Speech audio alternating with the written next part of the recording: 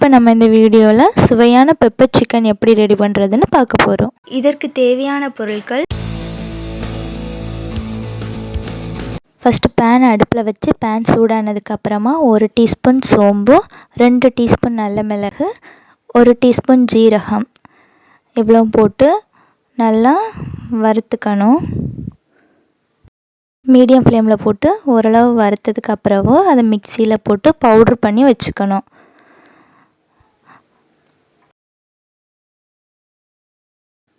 கடாய் அடுப்பில் வச்சு கடாய் சூடானதும் தேவையான அளவு எண்ணெய் விட்டுக்கணும். எண்ணெய் ஹீட் ஆனதுக்கு அப்புறவு 1/4 டீஸ்பூன் சோம்பு ஆட் பண்ணணும். அதுக்கப்புறம் நறுக்கி வச்சுருக்கிற சின்ன வெங்காயத்தை ஆட் பண்ணி நல்லா வதக்கணும். அப்புறம் கொஞ்சமாக கருவேப்பிலை போட்டு நல்லா வதக்கி விட்டுக்கணும்.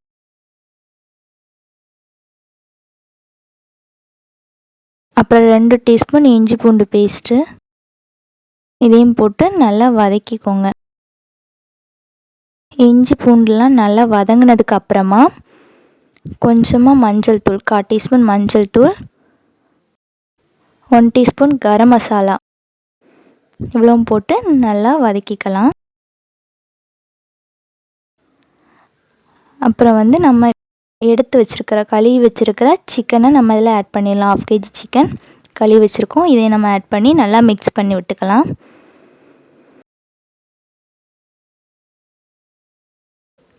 தேவையான அளவு உப்பு அதையும் ஆட் பண்ணிடலாம்.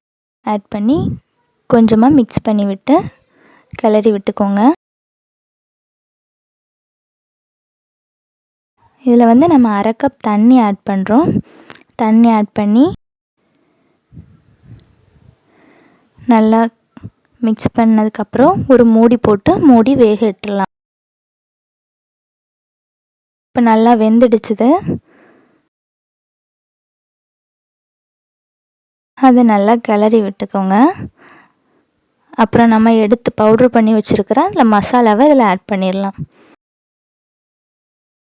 மசாலா எல்லா இடத்துலையும் படுற மாதிரி நல்லா மிக்ஸ் பண்ணி விட்டுக்கோங்க.